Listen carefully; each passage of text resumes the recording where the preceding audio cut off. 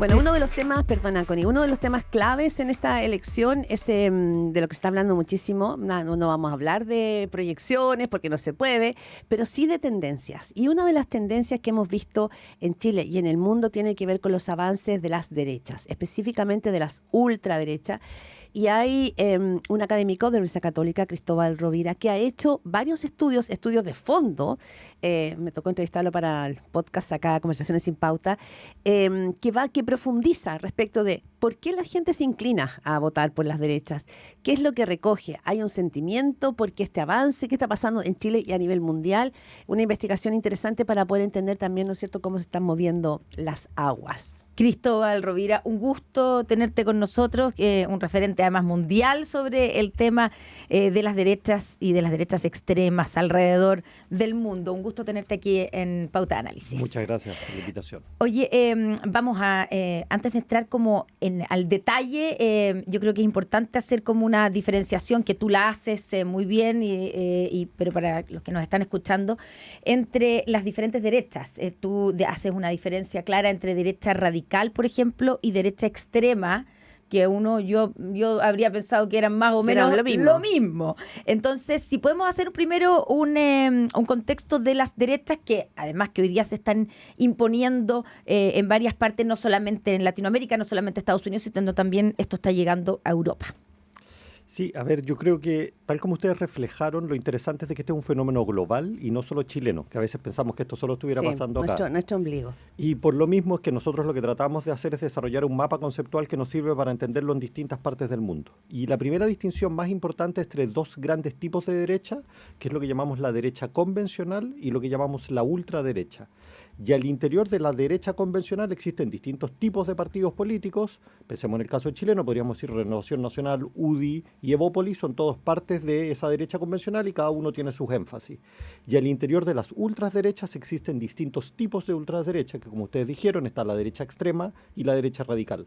La gran diferencia entre esas dos es que la extrema derecha es literalmente antidemocrática. Son actores políticos que van a decir, si yo llego al poder, lo que quiero hacer es destruir el sistema democrático. Y lo dicen.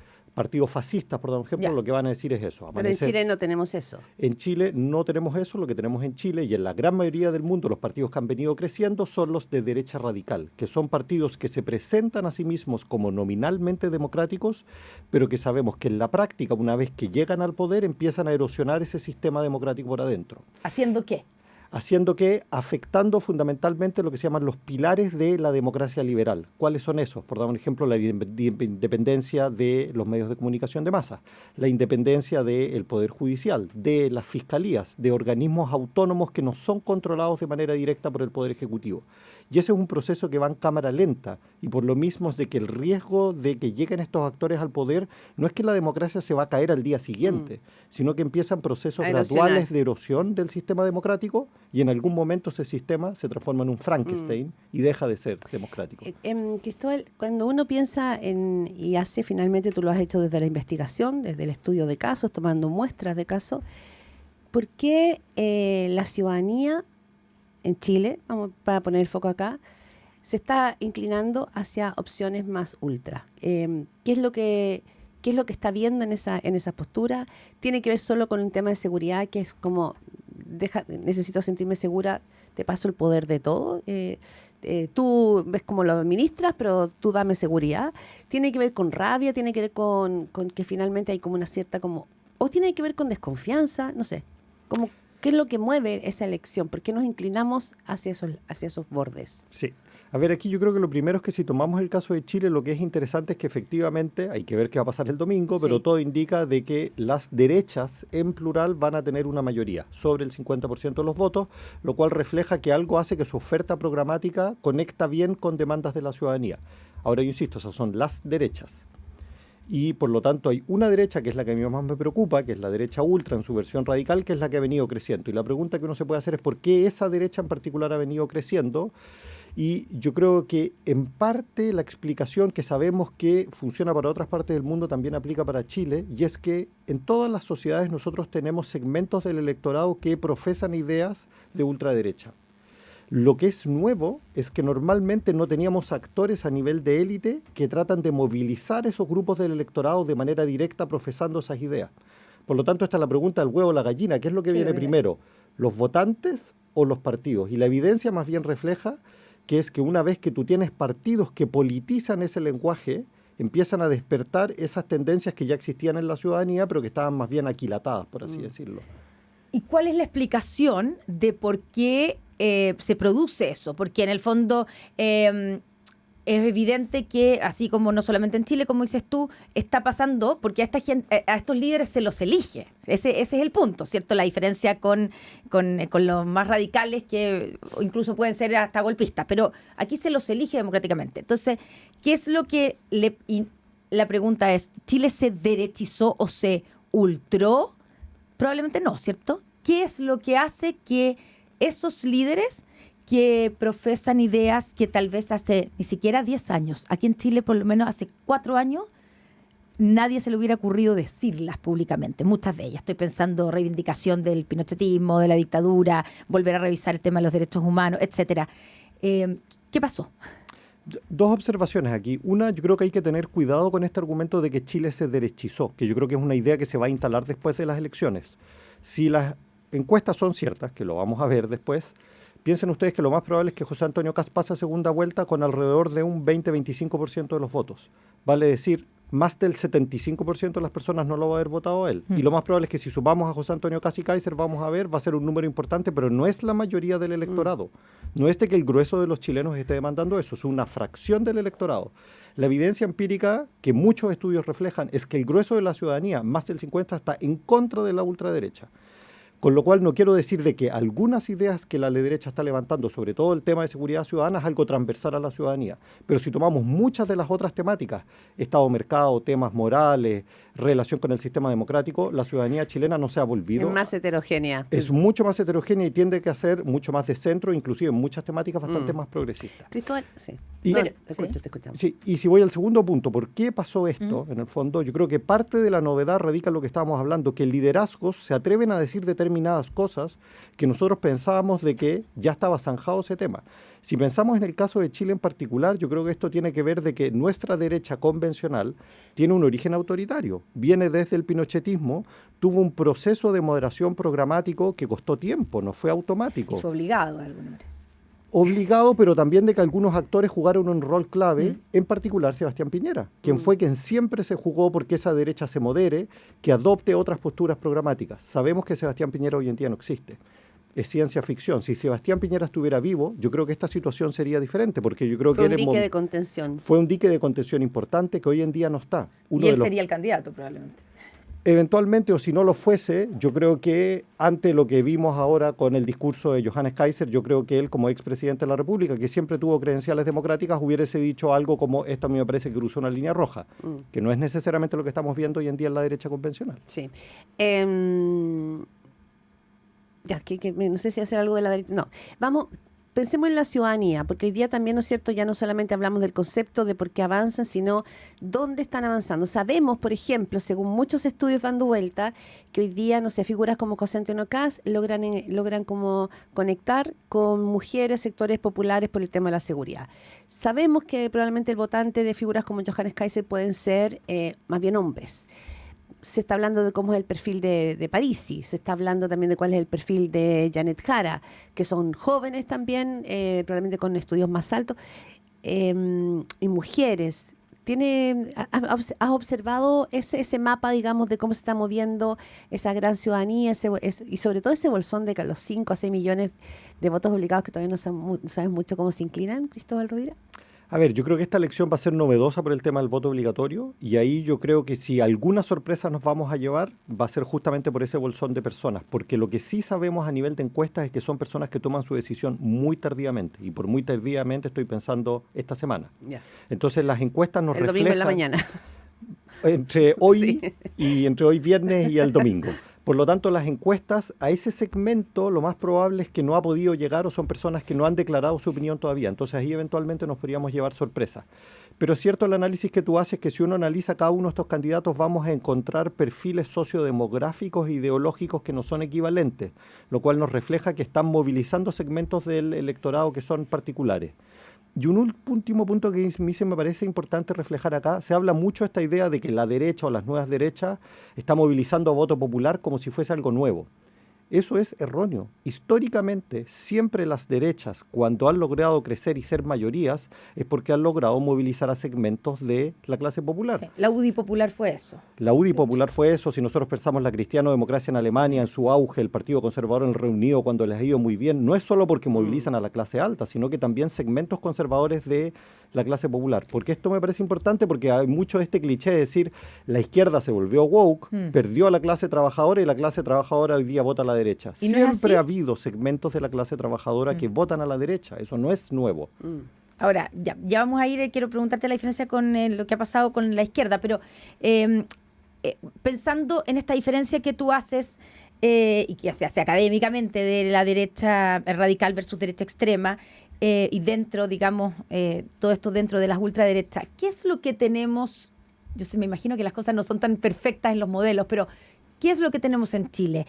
¿Tú haces diferencia entre el tipo de derecha de José Antonio Kast y la de Johannes Kaiser?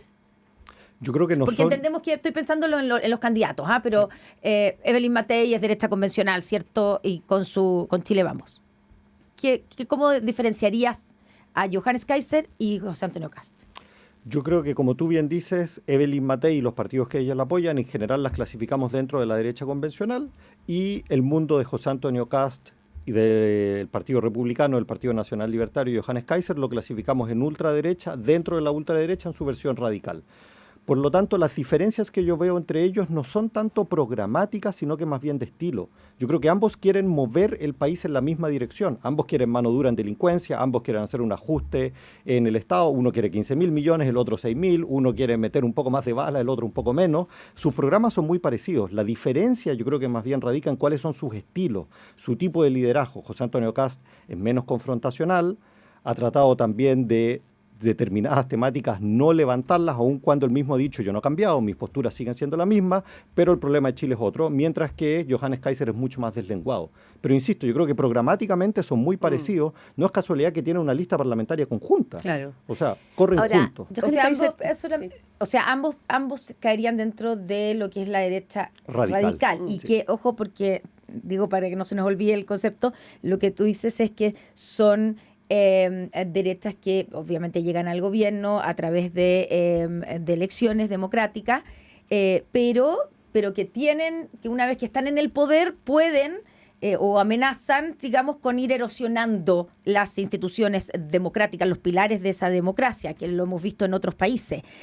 ¿Tú ves también ese peligro, esa amenaza aquí en Chile con ambos candidatos, con Johannes Kaiser y con José Antonio Kast?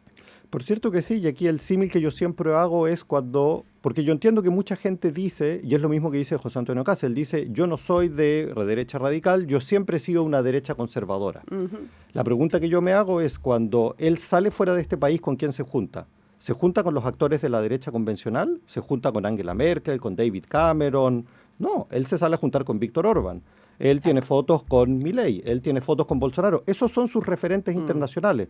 Por lo tanto, para mí la pregunta de vuelta es, si esos son los referentes internacionales, y si sabemos que esos referentes internacionales han hecho daño a los sistemas democráticos de ese país, ¿por qué eso no va a pasar en Chile?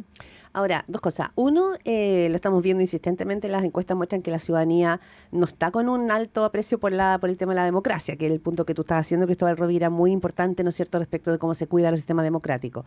Y lo segundo es que las cosas tienen siempre una contracara, y la contracara es la izquierda. Es decir, acá hay una izquierda que también ha perdido pie en la realidad, que se ha desconectado, se desconectó de la ciudadanía. ¿Qué es lo que dejó de hacer? Como cada ser humano se tiene que preguntar qué dejé de hacer yo para que esto esté sucediendo. ¿Qué le pasó a la izquierda y a la ultra? Porque también emergía una ultra izquierda. A ver, yo creo que aquí obviamente este es un fenómeno que es sistémico, o sea, como tú bien dices, analizar solo una parte de la historia es relevante, pero también tenemos que ver qué es lo que sucede por el otro lado del sistema político.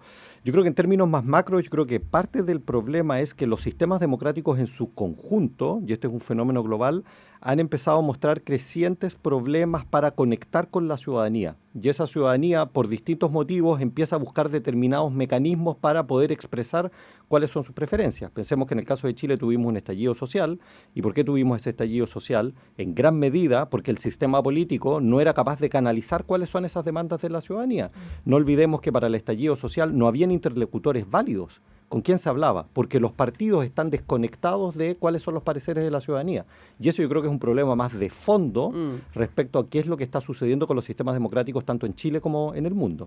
Y en la izquierda, Cristóbal Rovira, ¿se puede hacer esa misma diferencia, distinción que se hace en la derecha? O sea, la diferencia entre ultra, o sea, entre radical y extrema. En el caso de la izquierda en nuestro país, ¿existe la izquierda extrema? ¿O sea, radical? Yo creo que uno puede hacer exactamente el mismo espejo de hablar de una ultraizquierda, ¿sí? Y al interior de esa ultraizquierda uno tiene variantes. Si es que uno analiza la candidatura a Artés, no hay ninguna duda que es ultraizquierda. Claro. O sea, por donde uno lo vea. Sí. Y él lo dice. Y él lo dice y no tiene ningún problema. O sea, ahí tenemos un candidato que claramente levanta ideologías que son de ese tipo. La gran diferencia es que la cantidad de votos y el caudal de votos que va a obtener es muchísimo menor de lo que va a obtener la ultraderecha.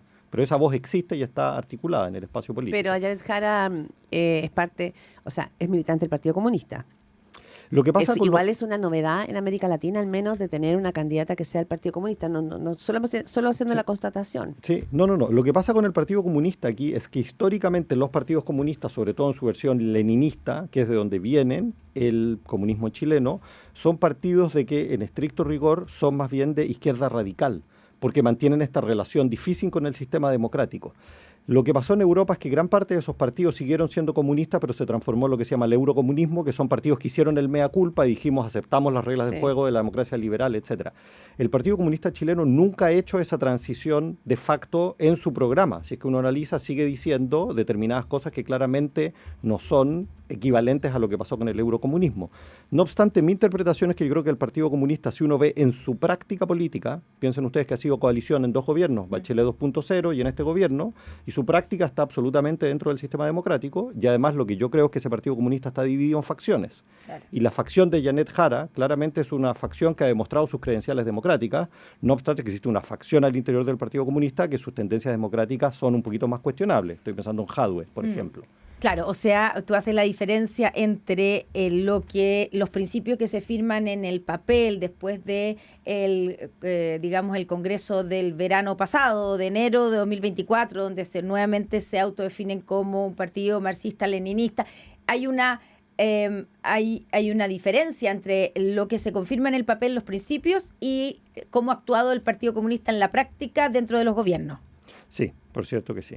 Y lo otro que también es importante es que pensemos de que si bien es cierto que Jara es la candidata al Partido Comunista con ese historial, es la candidata a una coalición mucho más amplia, similar a lo que vimos con el caso de Boric y una coalición amplia. Estoy pensando en un poco, nuevamente yendo a esta idea de que Chile se derechizó, que es evidente que no tiene que ver con eso, pero hace 4 años los conceptos en los que estábamos era desigualdad, justicia social. Estamos hablando de una nueva constitución, Estado plurinacional. O sea, hay una cantidad de conceptos que eran los que estaban de moda, podríamos decir, o donde se estaba jugando la elección, que hoy día no existen. Hoy día es seguridad, es crecimiento económico, gasto, digamos, el bolsillo, el costo de la vida, la migración, cuántas personas tengo que expulsar o no, y solo en 4 años. ¿Y cómo se explica eso, ese cambio? Y eso ha sido muy bien absorbido por las derechas, creo yo, ¿no? Sobre todo por la derecha radical. Sí. Comparto absolutamente el diagnóstico y por eso es que yo enfatizo de que el mensaje de que Chile se derechizó, yo creo que en parte es cierto y en parte no es cierto, por lo mismo que yo creo que hay que ser cuidadoso con el diagnóstico. ¿En qué sentido Chile sí se derechizó? Por justamente todo lo que tú indicas, la agenda programática hoy en día en el país es una que demanda determinadas cuestiones que son mucho más cercanas al ideario de derecha que al ideario de izquierda, sobre todo pensemos en temas como migración y seguridad ciudadana. Entonces, desde ese punto de vista, es cierto de que vemos un corrimiento y en esas temáticas hay una demanda transversal del 60, 70, 80% de la ciudadanía que dice, necesito que me solucionen el crimen y que saquen a los inmigrantes. Y eso lo dice gente tanto que es de derecha como es gente que es de izquierda. 63% veo, según Ipsos, de los chilenos dijo que estaba preocupado por la delincuencia. Entonces, en ese sentido sí tenemos un corrimiento a la derecha. Pero en otras temáticas, si pensamos, por dar un ejemplo, en aborto, en matrimonio igualitario, en demanda de que el Estado regule la economía, que provea derechos sociales, yo no he visto ninguna encuesta que me muestre de que los ciudadanos chilenos en ese eje se movieron a la derecha. Sí, pero Cristóbal Rovira, uno podría... Miremos el mundo. Es decir, tú ganas con una agenda que tiene que ver, ¿no es cierto?, con hacerte cargo de las urgencias ciudadanas, migraciones, seguridad, y que a lo mejor la izquierda ahí no ha podido responder o la gente no conecta en eso. Pero no está siendo prioridad la discusión del aborto y no está siendo prioridad los otros temas que son valóricos, que yo creo que efectivamente hay una sociedad china que se liberalizó y que culturalmente ya dio ese paso. Pero hemos visto liderazgos como Donald Trump y algunos gobernadores de Estados Unidos que han rebobinado, ¿no es cierto?, han sacado y cuestionan incluso cosas que ya estaban, como la ley de aborto, o discusiones como que el país daba por zanjada. Todo en Chile dábamos por zanjado que en Chile hubo violaciones de derechos humanos, ¿no es cierto?, que fue por agentes del Estado y se suponía que era una verdad consensuada. Eso también se pone en cuestión. Entonces, pueden haber retrocesos. Pueden haber retrocesos, sobre todo si esos actores llegan al poder, pensemos en el caso de Donald Trump, porque una vez que llegan al poder van a mover la agenda en todas las temáticas, no solo en aquellas de que sí conectan con la ciudadanía, sino que también en una serie de otras temáticas en la cual la ciudadanía no está demandando que empujen en esa dirección. Y eso es lo que termina generando también mayor polarización en el sistema político, porque mucha gente me va a decir, fantástico de que logren, vamos a ver, el tema de seguridad ciudadana, pero no me toque estas otras temáticas, que usted no las estaba tematizando en campaña y ahora me dice que sí vamos a ver la agenda en esa dirección. Hay otro tema que me llama la atención, ya nos quedan poquitos minutos, podríamos estar mucho rato con Cristóbal Rovira, porque tiene además mucha información. Se dijo después del estallido, a propósito de lo que decías tú, Connie, que lo que había ganado después de rechazar ambos procesos constitucionales como ultras, finalmente, que había ganado la moderación, que existía el centro, que había una ciudadanía sensata, y eso era como el gran lectura. Pero hoy día vemos que los candidatos que toman más fuerza no son los candidatos del centro. De hecho, en la centroizquierda se desfondó, perdió Carolina Toa. Evelyn Matei lo ha pasado mal, porque también, ¿no es cierto?, está en una situación compleja, y lo que ha creció una candidata de la izquierda más extrema desde el mundo de la centroizquierda, y de la derecha dos, no uno, dos. Entonces, hay algo aquí que no calzó. Yo creo que en parte, y esto lo conecto con lo que estábamos hablando antes, de que los sistemas democráticos, y este es un fenómeno global, no solo chileno, tienen problemas crecientes para lograr conectar con la ciudadanía. Y eso es lo que genera un poco este desfonde. Y por lo tanto, desde segmentos importantes de la ciudadanía, no todos lo que quieren es más bien novedad, lo que quieren es solución rápida a mis problemas, porque esa otra clase política que la ven como desconectada de los problemas reales de la gente, busca soluciones por otros caminos. Y ese es un problema, insisto, que es sistémico, no es solo chileno. Ya, una última cosa. Si tú tuvieras que encontrar referentes internacionales a José Antonio Kast y Johannes Kaiser, ¿es Bukele? ¿Es Milei? Porque son distintos. Sí. A ver, yo creo que Bukele ambos lo han dicho, o sea, de que ellos ven como un modelo... Pero José Antonio Kast tiene mucho cuidado siempre en decir que su modelo es la cárcel, las cárceles de Bukele, no Bukele. De hecho, no se juntó con Bukele cuando fue a El Salvador. Sí, yo creo que él es cuidadoso, pero si nosotros vemos el modelo de las cárceles, lo que estamos viendo es que, de hecho, no lo digo yo, lo dice los organismos internacionales, Human Rights Watch, lo que uno ve es que hay violación sistemática de los derechos humanos. O sea, la política de Bukele para poder solucionar el tema de la criminalidad es una fórmula que atenta contra la democracia liberal. Pero volviendo al tema de los modelos, yo creo que José Antonio Kast es mucho más parecido a los líderes de derecha radical europeos, de que son en general políticos profesionales de carrera. Marine Le Pen en Francia, por ejemplo, que lleva una larga carrera dentro del sistema político, similar a como es José Antonio Kast. Y tú tienes otros tipos de liderazgos de derecha radical que son los outsiders, como Milei. Y por lo mismo que Kaiser es diferente, aun cuando yo insisto, programáticamente son muy similares, pero sus estilos son diferentes, porque Kaiser viene desde afuera del sistema político y desde ahí construye su narrativa y esa es parte de su novedad. 8:30 de la mañana. Cristóbal Rovira, académico del Instituto de Ciencia Política de la Universidad Católica, con su estudio. ¿Cómo se llama tu estudio? Yo tengo el cuadernito, me lo regaló. Este es nuevo. Mapeando los límites electorales de la ultraderecha, Argentina, Brasil y Chile, hace este comparativo. Muchísimas gracias, Cristóbal, en esta previa a las elecciones del domingo. Muchas gracias, Cristóbal.